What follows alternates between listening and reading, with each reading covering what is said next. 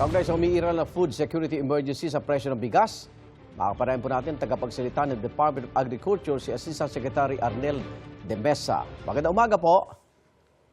Magandang umaga, Arnold. Magandang Opo. umaga po sa lahat. Paano po makakatulong sa mga mamimili itong dineklarang food security emergency ng DA? Yes, Arnold. Dahil maglalabas ang National Food Authority through the FPI para sa mga lokal na pamahalaan at saka sa mga government agencies, ganun din sa ating mga kadiwa ng murang bigas. Ilalabas sila to at 33 pesos at pwede namang ibenta ng mga lokal na pamahalaan at mga agencies sa halagang 35 pesos. So magkakaroon ng alternatibong mas mababang presyo ng bigas ang ating mga kababayan. Ilang tonelada po itong stock ng NFA na pinag-uusapan po natin? Ang kabuang stocks ng NFA ngayon ay nasa 300,000 metric tons. Bagamat ang ilalabas muna sa period na ito ay nasa mga 150,000 metric tons. So yun yung una munang nakaprogram. Opo. At may mga interesado na po bang LGU na bibili sa halagang 33 pesos kada kilo? Nakapaglabas na ng imbitasyon ang National Food Authority sa mga LGUs, particularly dito sa Metro Manila, at meron ng mga nag-respond. So kahapon hanggang ngayon ay inaayos yung mga guidelines at posible sa mga susunod na araw ay magkakaroon na ng paglabas ng bigas ang NFA. So isa rin po sa nais ng food security emergency na yan, mabigyan ng pagkakataon ng NFA na talaga pong ipinagbabawal ng batas na magbenta po ng bigas, di ho ba? Yes. Sa Republic Act 12078, bawal talagang maglabas at magbenta ang NFA directly sa mga pamilihan. Opo. So ngayon, may pagkakataon na silang bumili ng palay sa magsasaka direkta. Ang pangamba, baka baratin naman po. Meron po bang presyo tayo?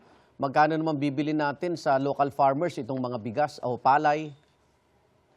Ang NFA, ayon na rin sa itinakda ng NFA Council Resolution, ay mamimili ng palay sa NFA sa halagang 21 to 23 para sa drying clean, tuyong tuyo, mataas ito na presyo. At para naman doon sa fresh ay nasa 17-18 pesos per kilo.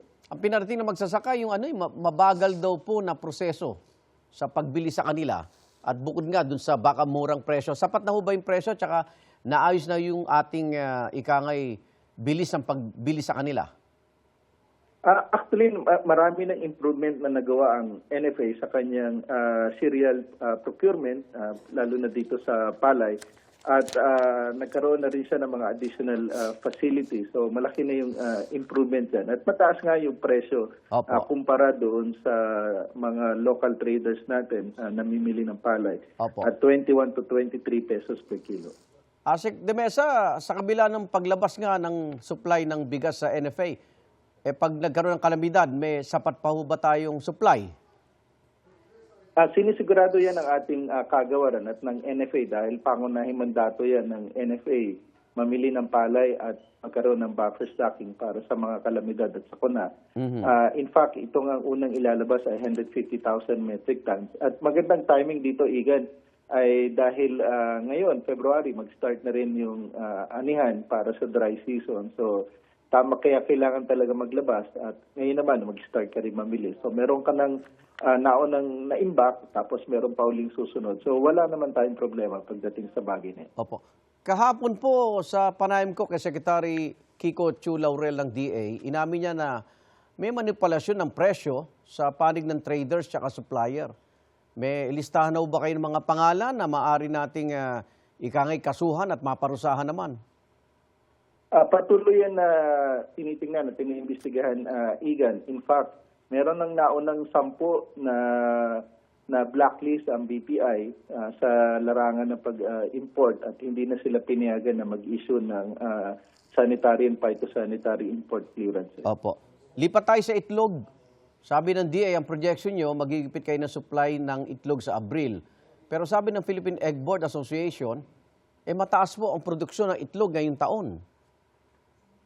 At tama yung Igan. Actually, sa mga sandaling ito, meron tayong nare-record na overproduction, oversupply ng itlog. Oo. Ang pinapangambahan lang ni Secretary, kagaya ng pag-ikot niya sa official visit niya sa Amerika, na matindi yung tama ng highly pathogenic avian influenza doon. Talagang kulang ang supply nila at napakamahal. So, nagkakaroon tayo ng proactive stance para maiwasan yung ganong klaseng senaryo.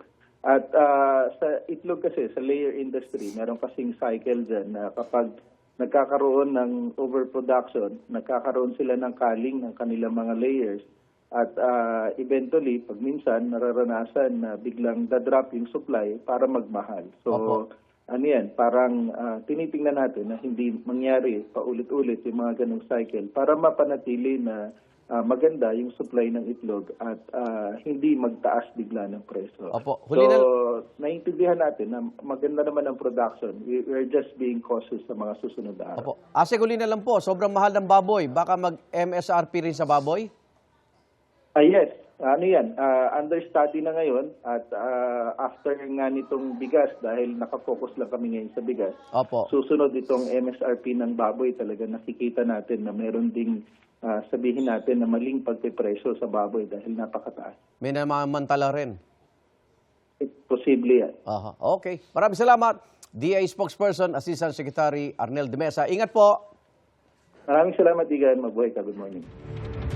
Igan, mauna ka sa mga balita, mag-subscribe na sa GMA Integrated News sa YouTube para sa iba't ibang ulat sa ating bansa.